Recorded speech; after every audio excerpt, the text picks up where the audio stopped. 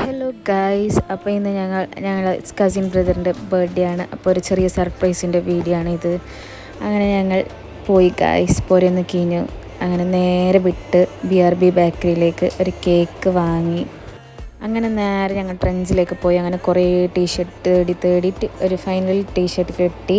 അങ്ങനെ അതെടുത്തിട്ട് ഞങ്ങൾ അവരെ വീട്ടിലേക്ക് പോയി കസിൻ്റെ.